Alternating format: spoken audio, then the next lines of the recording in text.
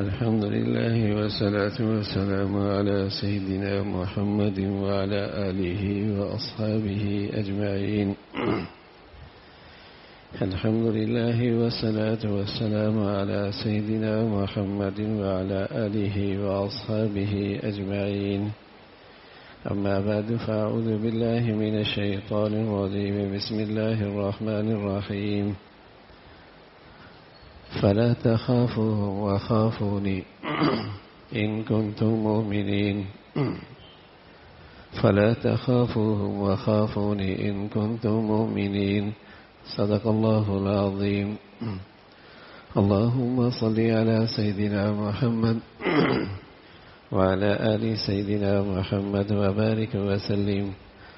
اللهم صل على سيدنا محمد النبي الأمي وعلى آله وأصحابه وسلم. میرے معزز مسلمان بزرگوں، عزیز بھائیوں، اللہ تعالیٰ نے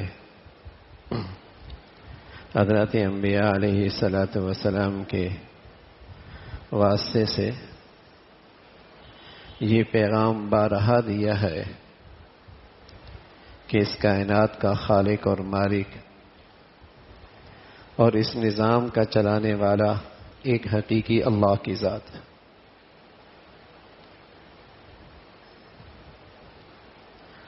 للہ ملک السماوات والارض، بادشاہ تو وہی ہے.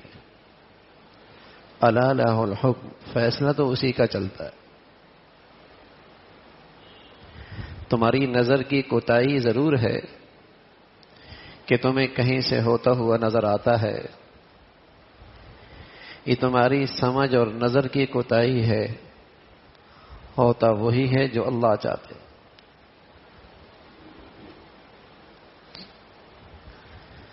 تمہارے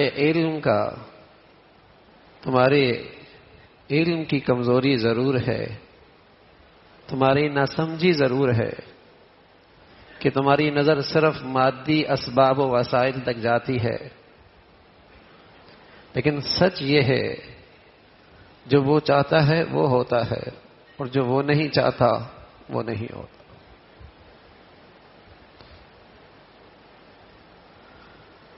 للہ ملک السماوات والارض، بادشاہ وہی ہے اور قہار ہے اور عزیز ہے.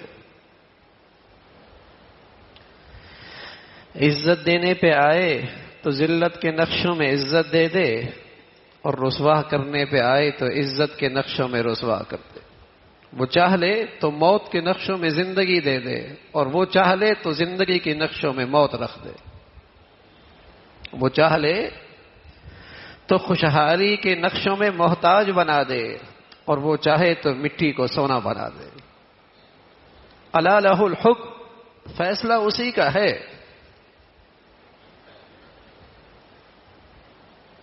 یہ وہ پیغام ہے جو اللہ کا ہر نبی، اللہ کا ہر پیغمبر، اللہ کا ہر پیارا انسانیت کو سناتا ہے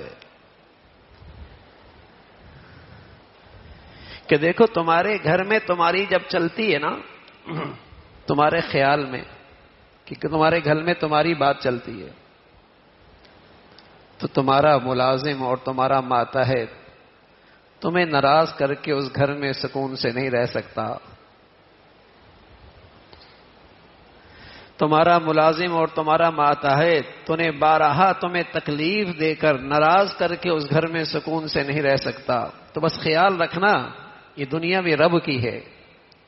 اس کائنات کا کوئی مالک ہے. کوئی اسے ناراض کرے اور اس کے اس دنیا کے گھر میں سکون سے رہے، ایسا نہیں ہو سکتا. ایسا نہیں ہو سکتا. تم بندے ہو کر تمہاری کوئی نہ مانے اور تمہیں ناراض کرے اور بار بار تمہاری نافرمانی کرے.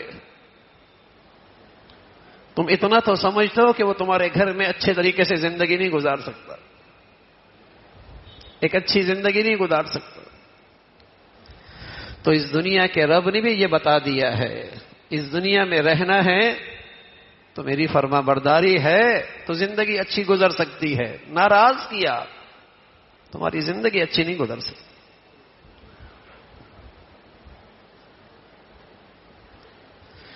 اس لیے اللہ کہہ رہتے ہیں وخافون، اگر کوئی ڈرنے کی ذات ہے تو وہ میری ذات ہے، بس مجھ سے ڈرو.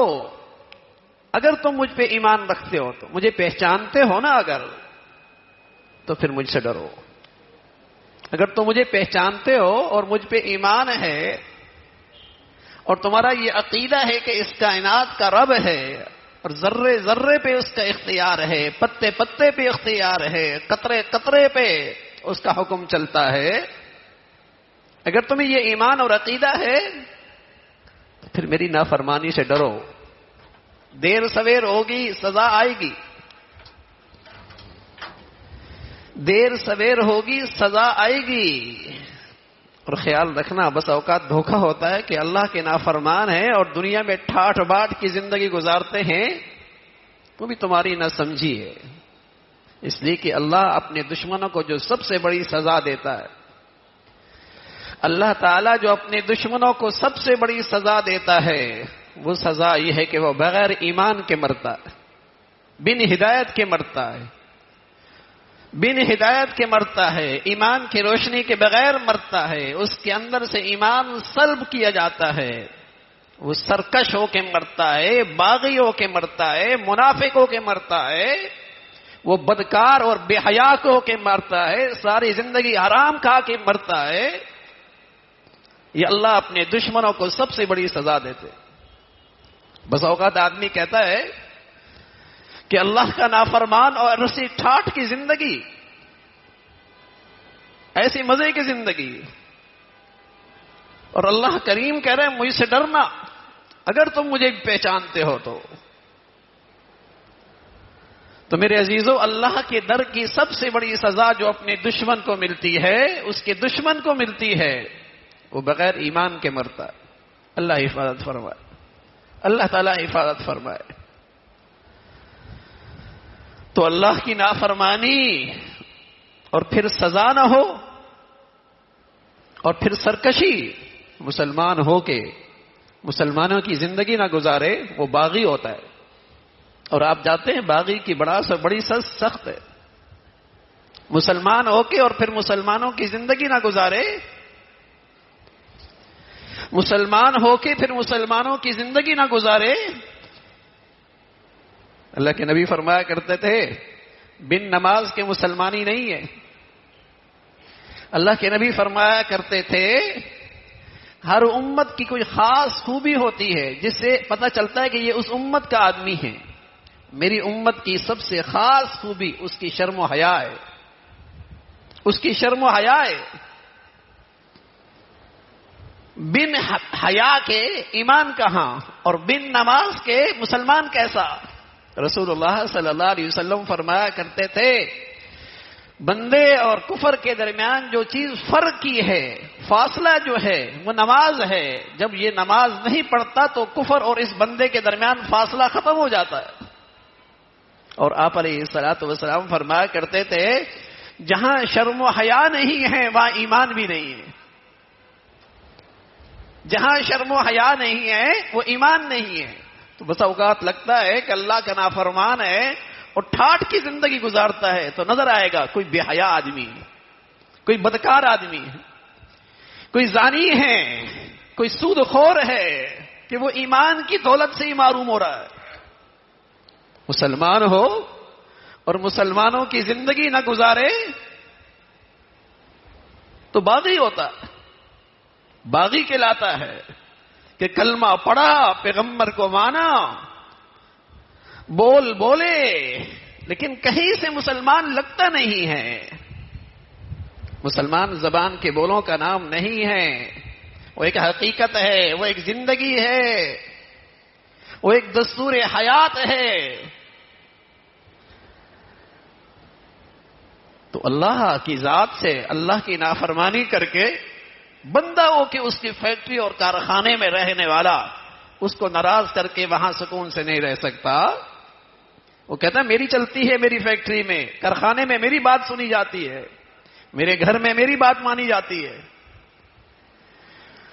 تو مسلمانوں کا عقیدہ ہے کہ اس کائنات میں رب کی بات مانی جاتی ہے. اس کائنات کا ہر ذرہ رب کی بات مانتا ہے. اس کائنات کی ہر چیز اللہ کے حکم کے محتاج ہے. اس سے ڈرنے کی چیز ہے. لیکن وہ کریم رب ہے. بندہ تو کہتا ہے میری مانے گا تو میں راضی ہوں گا. رب کریم کہتا ہے تو میری نہ بھی مان پھر بھی میں تجھ سے راضی ہوں گا، بس شرط یہ کہ تو معافی مانگ لیا کر. سبحان اللہ. بندہ تو کہتا ہے تو میری مانے گا تو راضی ہوں گا. رب ایسا کریم ہے کہتا تو میری نہ بھی مان، معافی تو مانگ لے کہ غلطی ہو گئی پھر بھی راضی ہو جاؤں گا. معافی تو مانگ لے، سرکش تو نہ بن، باغی تو نہ بن، گناہوں پہ اترا تو نہیں، کھلے عام تو اللہ کی نافرمانی نہ کر، گناہ کو اسٹیٹس تو نہ بنا، گناہوں پہ فخر تو نہ کر. کوئی بات نہیں، گناہ ہو گیا، 100 بار ہو گیا، معافی مانگ لے سب بھی راضی ہو جاؤں گا. رسول اللہ صلی اللہ علیہ وسلم فرمایا کرتے تھے اللہ نے میری امت کو 2 امانے دی ہیں. امانے جب تک وہ امانے ہوں گی یہ اللہ کے غصے سے، اللہ کی ناراضگی سے، اللہ کی پکڑ سے، اللہ کے غضب سے محفوظ رہے گی. 2 امانے دیے. پھر اللہ کے نبی صلی اللہ علیہ وسلم نے قرآن کی آیت پڑھی کہ یہ بات اللہ نے اپنے کلام میں فرمائی ہے وَمَا كَانَ اللَّهُ لِيُعَذِّبَهُمْ وَأَنْتَ فِيهِمْ. جب تک آپ ہوں گے میں عذاب نہیں دوں گا ان کو. وَمَا كَانَ اللَّهُ مُعَذِّبَهُمْ وَهُمْ يَسْتَغْفِرُونَ. اور جب تک آپ کی یہ امت معافی مانگتی رہے گی تب بھی میں انہیں عذاب نہیں دوں گا. فرمایا رسول اللہ صلی اللہ علیہ وسلم نے میری امت کو 2 امانے ملی ہیں، ایک میری ذات کی موجودگی اور دوسرا اگر میں دنیا سے چلا گیا تو ایک امان ایسی ہے جو قیامت تک میری امت کے پاس رہے گی اور وہ ہے اللہ تعالی سے معافی مانگ لینا. اب گناہ نہیں رہا. اب گناہوں کو لوگوں نے ثقافت سمجھ لیا، بے حیائی کو روشن خیالی سمجھ لیا، بدکاری کو بدقسمتی سے تجارت سمجھ لیا، حرام کو اس پہ فخر کرنے لگے تاکہ معافی کی عبادت سے بھی محروم ہو جائے. پہلے گناہ ہوتے تھے لیکن شرم تو ہوتی تھی، اب تو بے شرم ہو گیا ہے، کھلے عام کرتا ہے، کھلے عام کرتا، ناچتا بھی کھلے عام ہے، گاتا بھی کھلے عام ہے، حرام بھی کھلے عام کھاتا ہے، بے شرم ہو گیا ہے. اور رسول اللہ صلی اللہ علیہ وسلم فرمایا کرتے تھے جب اضافات کل حیا ففعل ما شئت. جب شرم ہی نہ رہے یہ کچھ بھی کر سکتا. باپ سے شرم ہو تو آدمی پھر بھی غلطی کر لیتا ہے لیکن شرم کی وجہ سے معافی تو مانگ لیتا ہے، چھپتا پھرتا ہے، نظریں جھکا لیتا ہے، شرمندہ ہوتا ہے، باپ نے دیکھ لیا ہے. اور جب ماں باپ کی شرم ہی نکل جائے، جب ماں باپ کی شرم ہی نکل جائے پھر باپ کے سامنے کھڑے ہو کے اس کے سامنے اتراتا ہے نا. تو بندہ ہے، بندے سے غلطی ہو جایا کرتی ہے لیکن شرم تو ہو کہ اللہ غلط ہو گئی، اللہ کہتا ہے معاف کر دوں گا. بلکہ رسول اللہ صلی اللہ علیہ وسلم فرمانے لگے اللہ کریم کہتے ہیں جب بندہ کہتا ہے اللہ غلطی ہو گئی تو اللہ کہتے ہیں میرے بندے کو پتا ہے کہ اس کا کوئی رب ہے جو معاف کرتا ہے اور پکڑ بھی کرتا ہے، چلو میں نے معاف کر دیا. پھر کچھ عرصے کے بعد غلطی کرتا ہے، پھر اللہ کہتے ہیں میرے بندے کو پتا ہے اس کا رب ہے جو معاف کرتا ہے اور پکڑ بھی کرتا ہے، چلو میں نے معاف کر دیا. پھر غلطی کرتا ہے، پھر گناہ کرتا ہے، پھر کہتا ہے اللہ معاف کر دے. رب کہتے ہیں میرے بندے کو پتا ہے کہ اس کا رب ہے جو معاف کرنے والا ہے اور پکڑ بھی کرتا ہے، چلو میں نے معاف کر دیا. 12 غلطی کرے، 12 غلطی کرے، 12 غلطی کرے، معافی تو مانگ لے پھر بھی وہ راضی ہو جائے گا، پھر بھی وہ راضی ہو جائے گا. لیکن میرے عزیزو آج سرکشی ہے، سرکشی، آج بغاوت ہے، بغاوت ہے، کھلے عام اللہ کی نافرمانی اور ڈنکے کے چوٹ فقر اور پھر اس کی دنیا میں تشہیر، پوری فضا کو اللہ کی رحمت سے محروم کرنے کی ساری گندگیاں. امان تھا اس امت کے پاس، غلطی ہو جاتی تھی، گناہ ہو جاتا تھا، جرم ہو جائے اللہ معاف کر دو، اللہ کہتا ہے معاف کر دوں گا. اللہ کریم کہہ رہا ہے 12 غلطی کرے گا پھر معاف کر دوں گا. بندے میں غلطی کا مادہ رکھا ہے اللہ نے گناہ کا مادہ رکھا ہے اس انسان میں، اور اللہ نے پھر دوا اور تریاق بھی بھیجا ہے. معافی مانگ لے، یہ ایسی عبادت ہے، ایسی بڑھیا عبادت ہے. بس اوقات معافی مانگنے والا بڑے بڑے تہجد گزاروں سے آگے نکل جاتا ہے. سچی معافی مانگنے والا بڑے بڑے عبادت گزاروں سے آگے نکل جاتا ہے. ایسی بڑھیا عبادت. تو میرے عزیزو، امن چاہتے ہو، امان چاہتے ہو، اللہ کی ناراضگی سے بچنا چاہتے ہو، غلطیاں ہوں گی، گناہ ہو جائیں گے، لیکن خدا کے لیے یہ عبادت دو کہ اللہ معاف کر دے.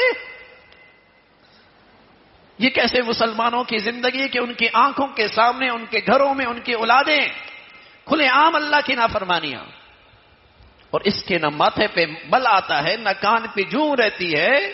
اللہ کے نبی فرمایا کرتے دجوسیت ہے، دجوسیت، کہ گھروں میں شرم و حیا نہ ہو اور بڑوں کو احساس نہ ہو. گھروں میں بے نمازی ہیں اور اس مسلمان کو فکر ہی نہ ہو. یہ کون سی دینداری ہے؟ تو غلطی ہوگی لیکن معافی اس کا علاج ہے، معافی عبادت ہے.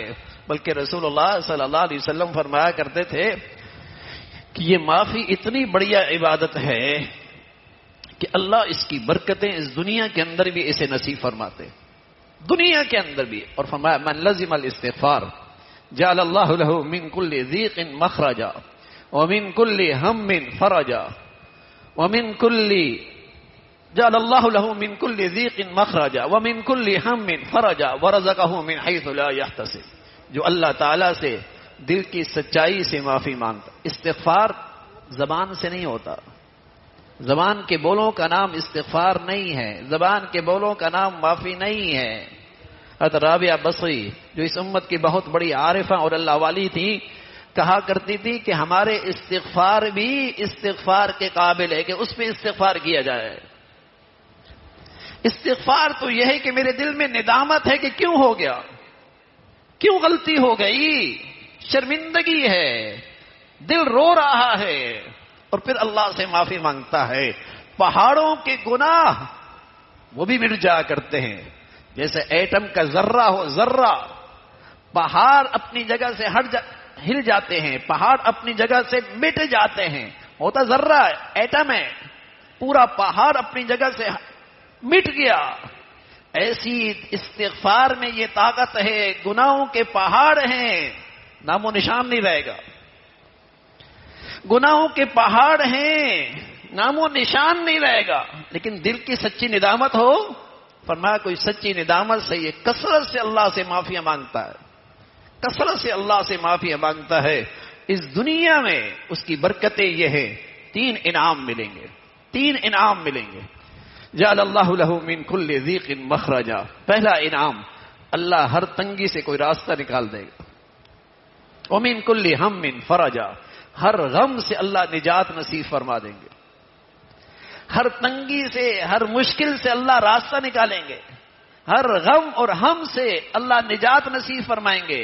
اور تیسرا وَرَزَقَهُم مِّنْ حَيْثُ لَا يَحْتَسِبُ، اللہ اس کے معاش کا انتظام وہاں سے کریں گے کہ اس کے وہم و گمان میں بھی نہیں ہوگا. بتائیے، غم بھی نہ رہے، مشکلات بھی آسان ہو جائیں، اللہ معاش کا رزق کا بھی عزت کا بنا دے، پھر اس دنیا میں اور کیا چاہیے. لیکن اس کے لیے عبادت کیا بتائی؟ دل کی سچی معافی. دل کی سچی معافی. لوگ وظیفے پوچھتے ہیں، لوگ وظائف پوچھتے ہیں. جب ہم ان سے کہتے میاں اللہ کی نافرمانی پہ دل سے معافی مانگ لو، تو جواب ملتا ہے ہم تو کوئی گناہ نہیں کرتے. کیونکہ ان کی نظر میں گناہ کیا ہے؟ کسی کو قتل کر دینا، کسی کی جان لے لینا، ڈاکہ مار لینا، شراب پی لینا، زنا کر لینا. یہ چند گناہ ہے بس. اس کے علاوہ ان کی گناہوں کی فہرست ختم ہو جاتی ہے. اچھا نماز پڑھتے ہو فجر میں؟ نہیں، نماز تو نہیں پڑھتے. اچھا گھر میں شرم و حیا کی چادر ہے؟ نہیں، پردہ تو نہیں ہوتا.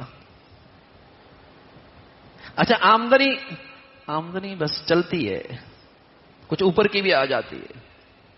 ہاں، یعنی گناہ بھی فہرست چھوٹی سی ہو گئی، قتل، ڈاکہ، شراب، زنا، باقی سارے اس کی زندگی کا حصہ بن گئے۔ اللہ کے پیارے تو کہا کرتے تھے، نیکی کر کے بھی کہا کرتے تھے، جب نماز مکمل کرتے تھے تو کہتے تھے استغفر اللہ استغفر اللہ استغفر اللہ۔ نبی کی سنت ہے، نماز پوری کرو تو کہو استغفر اللہ استغفر اللہ استغفر اللہ۔ وہ تو اپنی نیکی پر بھی معافی مانگ رہے کہ پتہ نہیں صحیح ادا ہوئی یا نہیں ہوئی، اور ہمیں تو اپنے گناہ بھی نظر نہیں آتے، ہمیں تو اپنے اللہ کی نافرمانیاں بھی نظر نہیں آتی۔ سچے دل سے معافی، 3 انعام اس دنیا میں۔ اللہ غموں سے نجات دیتا ہے، اللہ تعالی مشکلات سے آسانیاں نکالتا ہے، اللہ معاش کا راستہ آسان اور عزت کا بناتا ہے، اور کیا چاہیے؟ تو میرے عزیزو، آفات کا زمانہ ہے، حادثات کا زمانہ ہے، مسائل کا زمانہ ہے، پریشانیوں کا زمانہ ہے، اور ایک تو یہ کہ ہماری نظر اس میں ہماری نظروں میں کوتاہی ہو کہ ہم کہتے ہیں بس مادی اسباب تک، بس یوں ہو گیا تو یوں ہو گیا، اور اس کو بھول جاتے ہیں یا جو کچھ ہوتا ہے خود بخود نہیں ہوتا، اللہ کے حکم سے ہوتا ہے۔ یہاں کوئی چیز اچانک نہیں ہوتی، اللہ کے فیصلے سے ہوتا ہے۔ یہاں کوئی چیز محض اسباب کے بل بوتے پہ نہیں ہوتی، اللہ کی منشا اور فیصلے سے ہوتی ہے۔ یہ دور کی نظر ہے جو پیغمبر دیا کرتے تھے، پیغمبر دیا کرتے تھے۔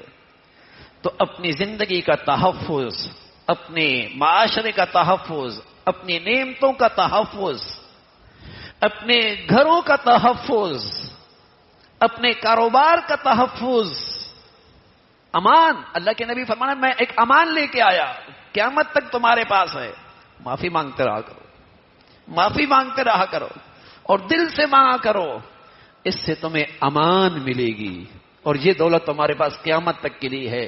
اللہ تعالیٰ